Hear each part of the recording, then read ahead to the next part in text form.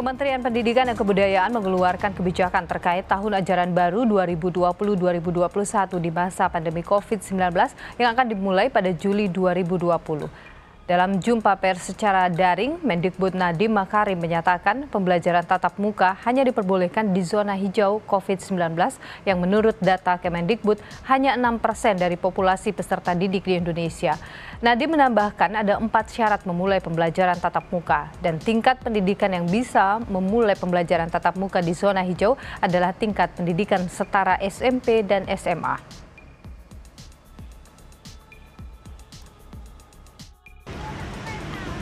Pembelajaran tatap muka di sejumlah daerah yang rencananya akan dilaksanakan Januari 2021 terancam ditunda. Ketidakpastian pelaksanaan pembelajaran tatap muka itu muncul karena kasus penularan COVID-19 di lingkungan sekolah semakin meluas.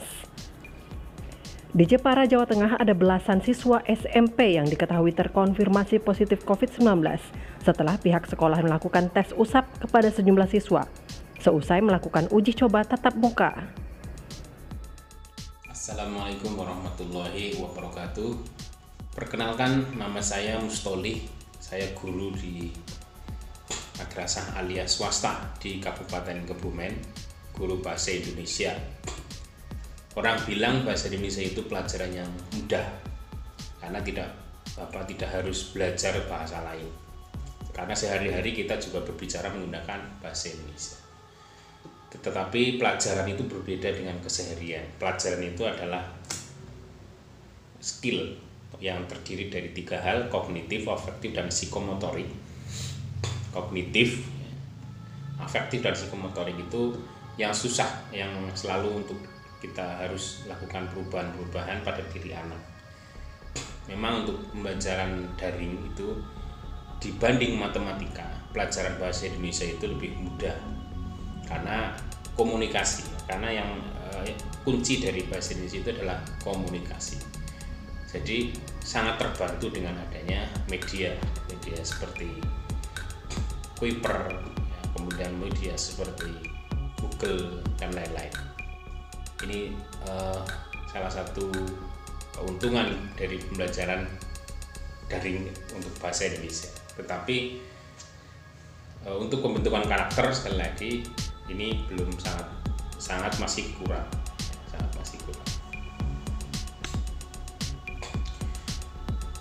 Dalam pembelajaran daring itu banyak keuntungan, tetapi juga ada banyak kendalanya. Yang pertama, kendalanya adalah kalau sinyal susah, yang pertama. Yang kedua, banyak siswa yang tidak mempunyai alat komunikasi handphone. Karena kami di sekolah swasta, sekolah yang pinggiran, banyak siswa yang tidak punya HP. Akhirnya dia kadang-kadang bersama dengan teman.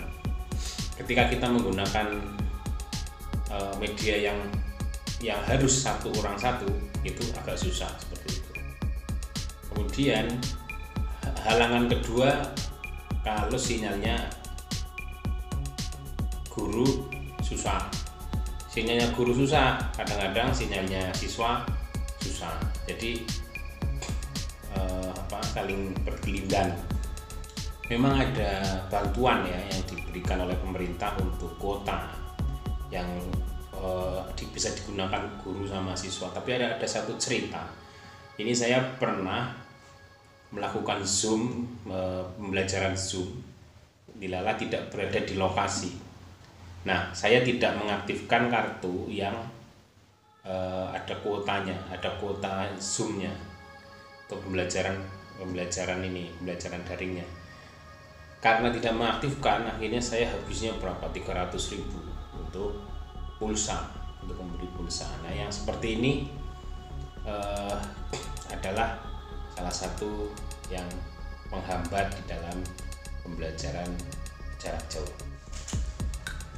Sebagaimana kita sudah mendengar berita yang baru saja ditayangkan di awal ini tadi, kita tahu bahwa pilihan untuk mengajar secara PJJ itu bukan pilihan yang mudah, karena PJJ itu pasti akan berkurang. Hal-hal yang terkait dengan karakter anak itu akan sangat lemah, akan sangat intensitas pertemuan antara siswa dengan guru ini akan sangat lemah. Nah, tetapi ini pilihan yang harus dilakukan oleh guru, apalagi kita tadi menyatakan bahwa per 1 Januari itu kita masih harus melakukan PJJ karena adanya PSBB. Nah, saya ingin bercerita pada awal dulu itu kita cukup asik belajar secara daring karena siswa sangat senang misalnya diminta untuk membuat video kemudian ditayangkan di YouTube. Nah, ini termasuk juga metode saya seperti itu. Tetapi pada akhir-akhir ini anak-anak kelihatannya sudah mulai bosan dengan pembelajaran PJJ karena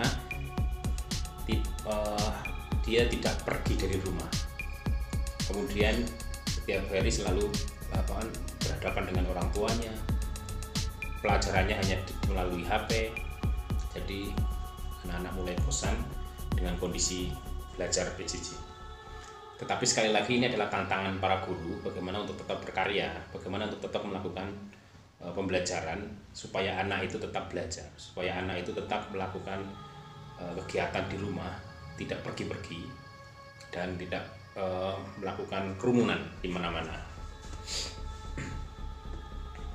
Kendala yang selanjutnya itu ketiadaan alat ya.